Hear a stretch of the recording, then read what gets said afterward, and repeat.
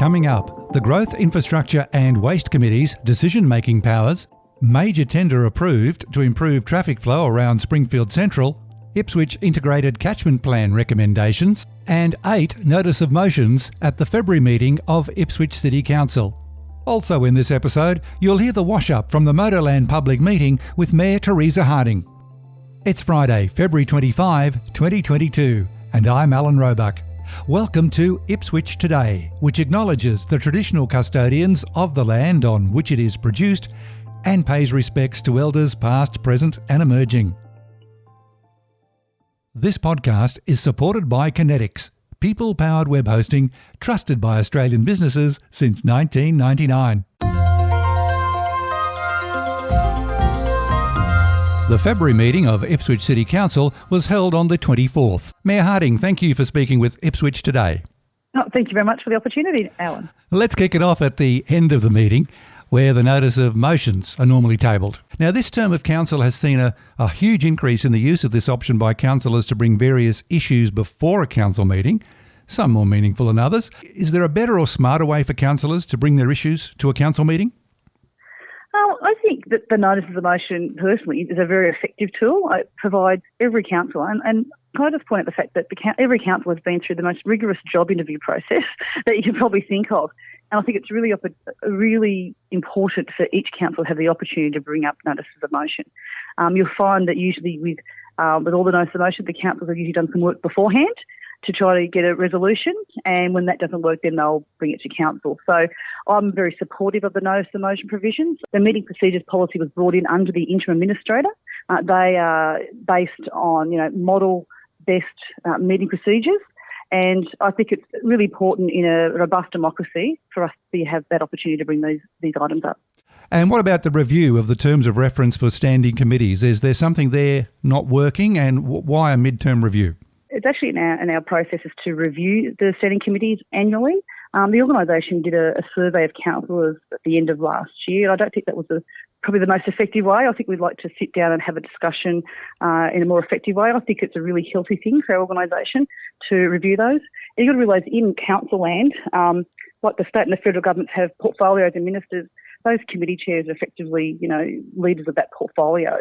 So I think it's really good to have that review. We've been doing this for nearly 2 years just to see how we can improve things. So I fully support it, and it was a unanimously supported motion. Can we talk about the powers of the Growth, Infrastructure and Waste Committee? Can you tell us why this committee was given decision-making powers rather than the more common, well, at least in the case of Ipswich, of committees making recommendations for the ordinary council meeting to decide? Yeah, the structure is now that the final decisions are made at the ordinary council meeting. And under that, we have 6 committee meetings, and one of those is the Growth, Infrastructure and Waste Committee, which I chair. There was a decision deliberately by council to give that particular committee delegations to make those final decisions, so they didn't have to go to the ordinary council meeting. We are the fastest growing council and city in Queensland. We wanted to make sure that we could respond quickly and flexibly to any urgent issues, and we have seen how we've dealt with that with waste issues and so on. So we wanted to make sure that we were able to deal with things twice a month, not just once a month. So you see that situation continuing, that Growth, Infrastructure and Waste will have the power to make a decision? I would like to see that continue on things. At the moment, everything that's been going to the committee has been for that final approval. There's a bit of a feeling amongst councillors that we would like to pull that back a bit. So some items will have the full delegation and a final decision will be made. But there's plenty of scope in there for a lot of other issues that have been coming to that committee for it just to be reviewed like other committee meetings. So that gives the public the opportunity to hear about it, and then we make the final vote in 2 weeks' time. I think one of the great strengths of this council is that our committee meetings and our full council meetings have been live streamed. That hasn't happened before. It's been, I think, good for our community. But can I just say, it's also been really good for our council organisation. I've been told by council officers that in the past when things were live streamed, the papers went into a room, a closed session. And then at the end of the day, they got papers that were red penned, and so they didn't know the context of why decisions were being made. So it's actually, I think, been whilst a little bit more, messier on the floor by seeing how the sausage is made. I actually think we're getting better results as an organisation to deliver value for residents. There are a couple of major tenders approved at this month's council meeting, including item 16.2 for reference, the Springfield Parkway and Springfield Greenbank Arterial Stage 3. What will this mean for motorists?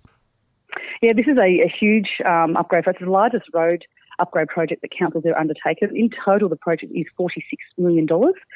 This particular contract was for $21 million, and it went to BMD Construction, and it will see the duplication of the road from outside Orion Springfield Shopping Centre down past the new Park and Go facility for the train station and past the Brisbane Lions Stadium and down to the major roundabout. So, look, the road that there now will be accessible during the whole time. There obviously will be some sometimes where the traffic has to slow down, but overall, I think we'll get a really great result, especially the duplication of the roads there in one of our fastest growing parts of our city. Talking about tenders, has there been a change recently to some tenders presented to council? I notice it's not all, but some have been presented for approval where the amount of the successful tender and the winning tender is hidden as a confidential document, and then seconds later after it's approved, it gets announced. Does it have to be hidden at that point in time? Yeah.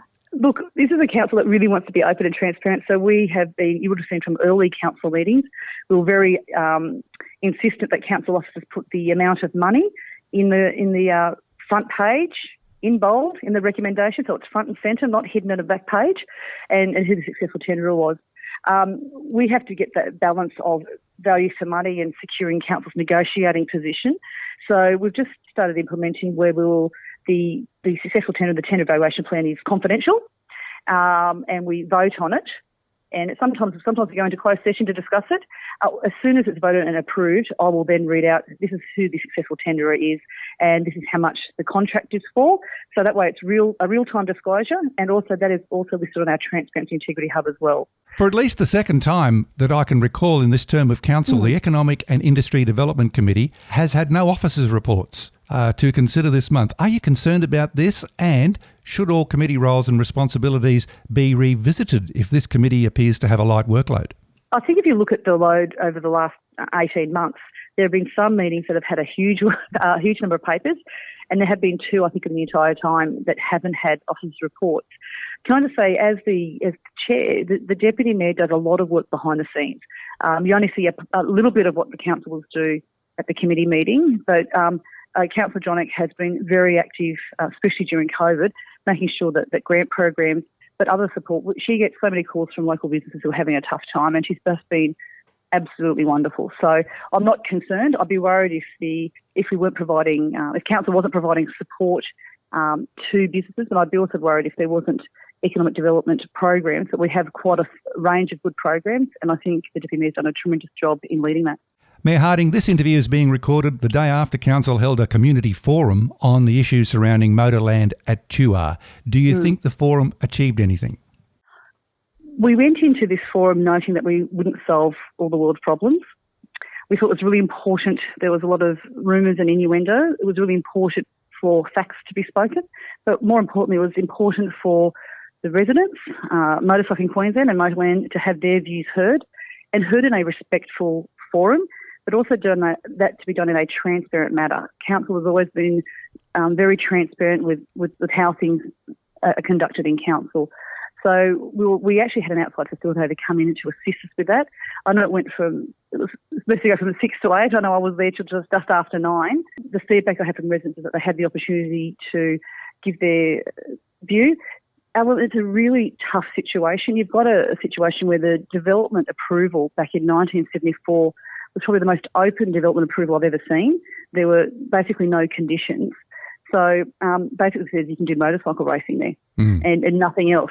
So there's frustration from the residents that the level of activity has dramatically increased, but there's nothing in the conditions of the approval to say that it can stop. So legally, we've had outside legal expertise. I know I had 2 residents tell me last night that they've also had legal opinion as well to say that it's not a winnable case if they took it to court. So we've got an operator that's operating within the law. So we've put on the environmental protection orders in line with the Environmental Protection Act at the most stringent way to make sure that we get a better, I guess, making sure that tenant operates legally, but also improve the amenity for residents. It's a really tough one. Since we spoke last month, has Motoland offered any concessions on its operation to help reduce the dust and noise? Yeah, so we issued an environmental protection order to reduce the noise, but also reduce the times that they can operate. So they were able to operate from like 6 o'clock in the morning. They can't do that now till 8 o'clock in the morning. There's also mandated continuous sound monitoring, as well as monitoring of dust as well. A lot of residents out there only have tank water. It's the only water they have. So the level of dust that's been flying around, then going on their roofs and then flying into their water tanks is also quite high. But the noise would have to be the number one thing that's really upsetting the residents. To hear, for the first couple of months, the earthworks and the noise was going from 6 in the morning till after midnight. So it really is not a tenable situation. So that the timings have been shrunk back, and we'll be monitoring that. And council will be following and enforcing and making sure compliance very closely on the tenant there. For local residents and for others from the outside looking in, I guess it was a surprise to hear about the $11 million in rehabilitation costs when there was the proposal for Motorcycling Queensland to sell that site for a subdivision and move to Willowbank. Do you think the idea of Motorcycling Queensland selling that site and relocating out to the motorsport precinct can be revisited?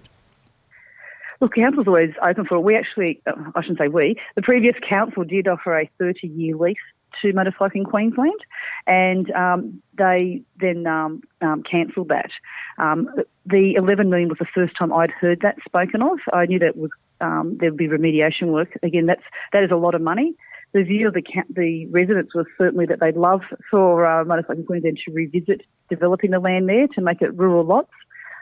Look, I think at the end of the night, there was a discussion about how we could come together to form some type of good neighbour group or something like that, so residents can express their views, but see if we can have conditions that suit everyone.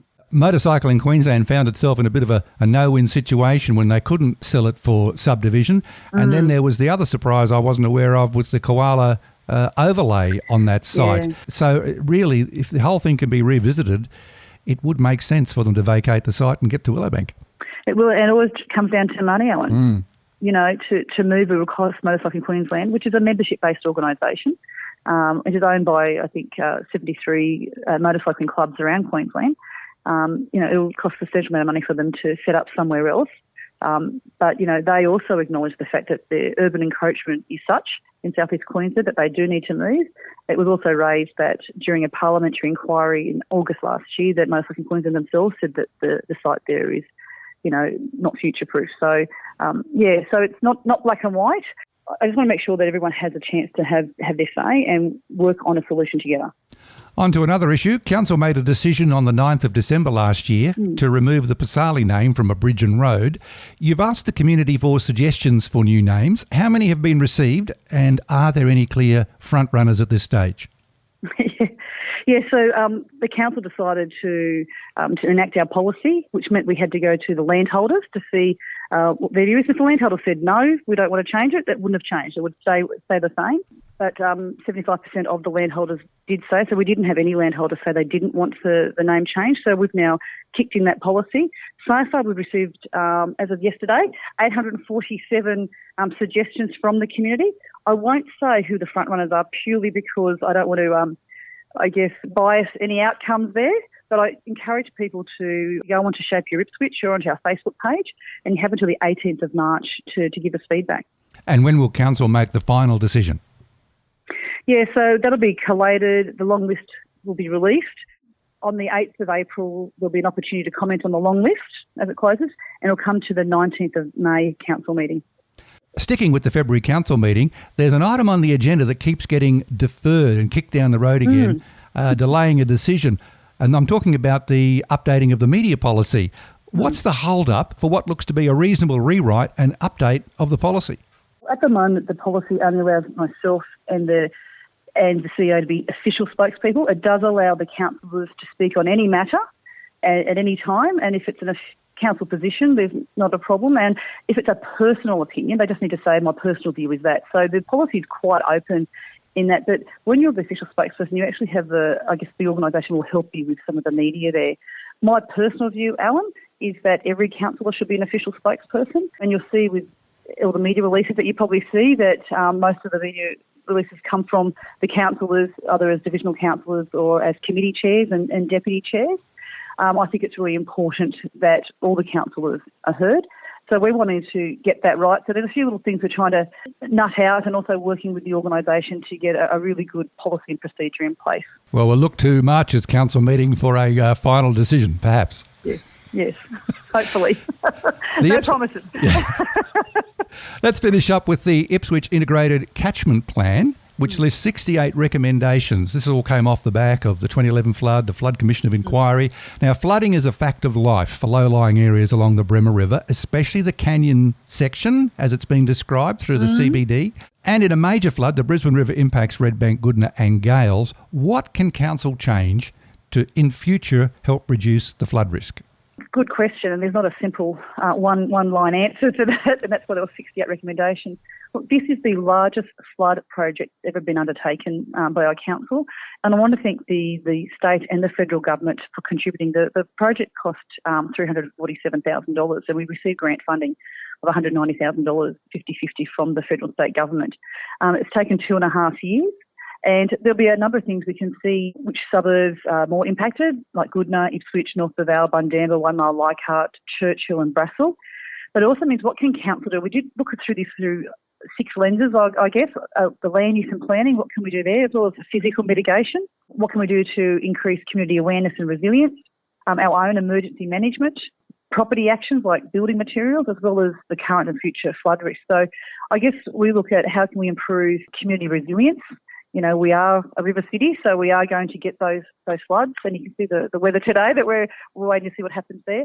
But also there may be some things that we work on. For instance, do we make recommendations or put special requirements on building materials for new houses? So there are some recommendations around that. So in which case we would lobby the state and the federal government to make changes in the National Construction Code to make sure that the building codes and planning schemes are updated to make sure that the homes are more resilient. I think one other very important fact, and I'm speaking from personal experience here in 2011, is that so many people didn't believe it would flood or even get half as high as it did. Are there any measures contained there to educate people of where the flood risk really is?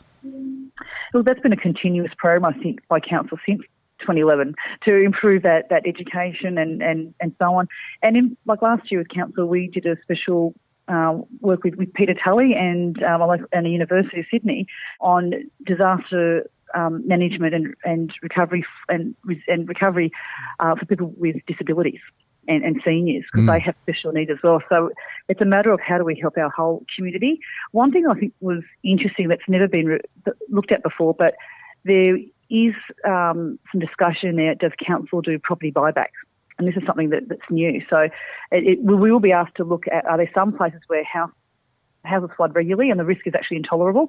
So that'll be, I think, probably quite contentious, and council will do that in a very open way, and we'll be done with consultation, but it is something that we do need to look at for our residents. I agree with that, because Brisbane City Council has had a similar program over the years, and it would be for the most vulnerable of those houses, the ones that flood with just a drop of rain, as it were. A lot to consume there with the Ipswich Integrated Catchment Plan. And on that note, Mayor Harding, thank you very much for talking with Ipswich today. Thank you for the opportunity, Alan. I really appreciate it. A reminder, you'll find handy links in the show notes, including Council's February meeting and the Motoland Community Forum. Ipswich Today is supported by Kinetics, people-powered web hosting trusted by Australian businesses since 1999. This podcast is also listener-supported. Please make a once-only gift or regular donation to help keep it online. Just go to ipswichtoday.com.au and click the donate button on the homepage to make a payment through PayPal. Follow and stream this podcast from your favourite app, including iHeartRadio and Amazon Music Podcasts, or play Ipswich Today from smart speakers. Music is supplied by Purple Planet Music. This is Alan Roebuck. Thank you for listening.